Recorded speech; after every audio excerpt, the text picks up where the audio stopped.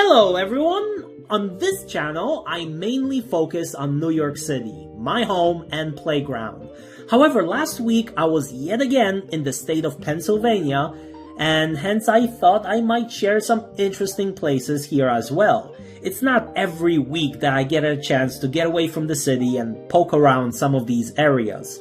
And of course, bring some of that New York City vibe along with me, like, constant honking, rushing people along, complaining about the bagels and pizza, along with many other small little annoyances. I just know what the locals really like, and I try to deliver. What can I say? Anyway, when I was here, I made it my mission to stop by two places in particular. One of which I will show you on this channel next week, so you do not want to miss it. It is so cool, and I am really excited about sharing it with you. However, the other one I want to touch upon in this video. You see, in one of the courses I teach, a large portion is dedicated to the topic of the Industrial Revolution. And even though I love to use New York City for many examples in class, the truth is Pennsylvania played an enormous role in the industrial growth of this country, with coal, steel, iron, textile industries, just to name few of them, fueling the growth and attracting millions of immigrants with the hope for a better life. That is why I wanted to record one place in particular so that I can show it in my class and use it as an example, hopefully sparking a little bit of curiosity in my students about the world around them. But before I show you what I have in mind, let us stop by this beautiful lake here, the Wallenpaupack Lake. Not only is it a name fun to pronounce, but also it is a really nice place to relax and enjoy the views. Really a great getaway from everyday life and problems. In fact, I love this whole region in Pennsylvania. There is so many interesting places to see here and experience an amazing atmosphere. And since I am about, I would say 120 miles away from home or so, I will not be able to walk around everywhere and share it right away.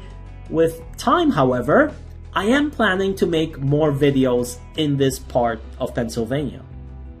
The lake itself is man-made. It was created in the 1920s for a hydroelectric power plant which provides electricity to the region.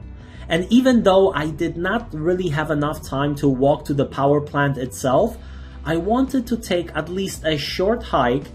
I mean, since the weather was gorgeous for October, as you see, you know by now that I wouldn't let this opportunity completely just slip by so easily.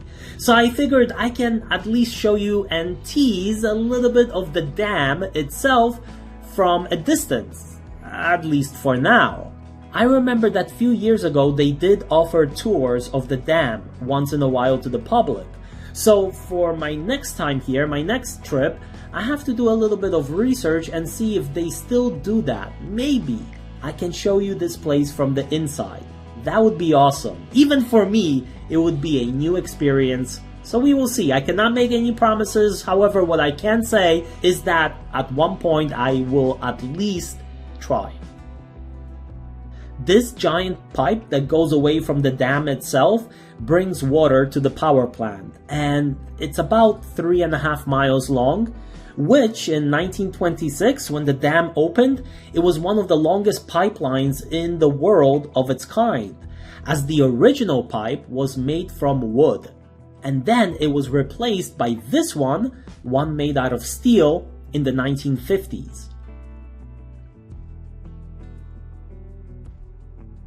As I am walking along the pipe itself, you can see that at the bottom there are these concrete squares beneath the pipe. Those were the footers for the original wooden pipe.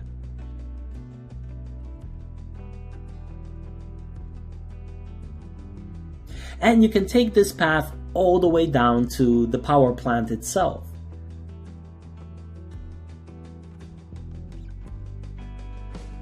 But when you look down, you see a whole collection of all those rocks at the bottom, which were moved by the flow of the water when the dam is opened. So it does give you a little bit of an idea of the power of water. Okay, so after a little walk and burning off some calories from a burger I had earlier, I made my way here, Hawley Silk Mill. The building originally opened in 1881 as a Belmont silk mill, and it employed hundreds of workers, mainly women and children. Oh yes, kids as young as 8, 9 years old were already working in places like this one. And this was a fairly common practice up until really like the 1930s, when the federal regulations were passed preventing it. But when you study the beginnings of the Industrial Revolution in Britain in the mid-1700s, and even the United States, you will study how instrumental women and children were to many industries. Generally, women got paid like a third of what men would get, and kids got paid even less than that.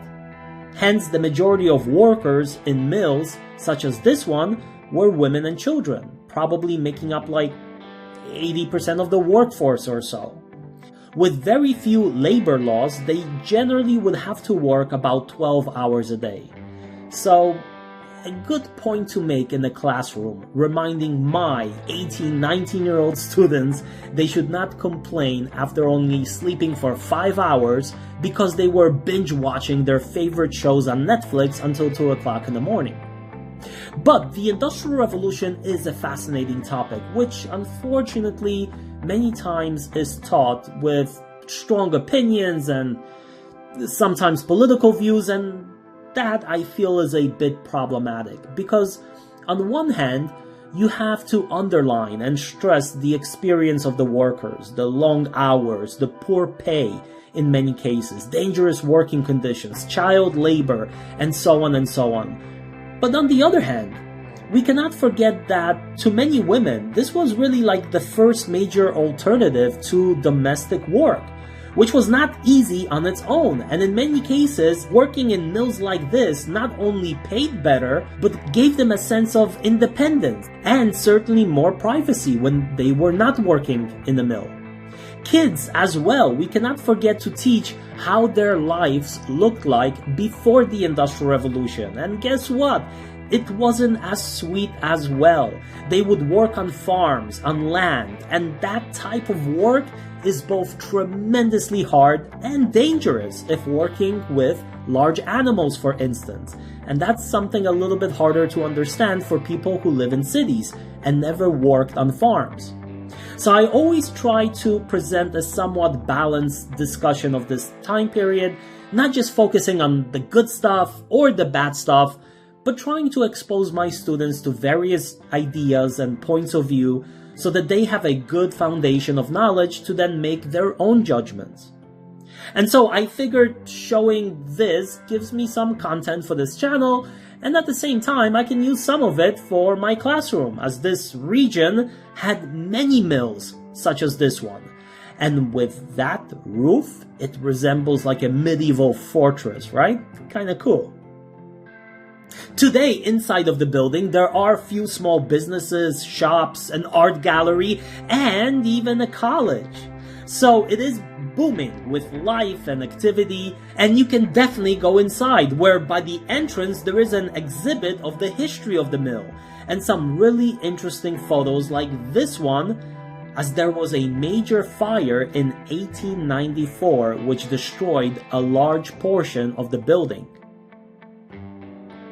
Now, I didn't want to show you too much of the inside or anything like that because I didn't ask anyone or get permission, so I just don't really know what the rules and regulations of like posting it on YouTube and things like that are, so I'll just play it safe and save some of it for my students. But I hope you did enjoy the video and I was able to provide something interesting. I will see you next time. Bye.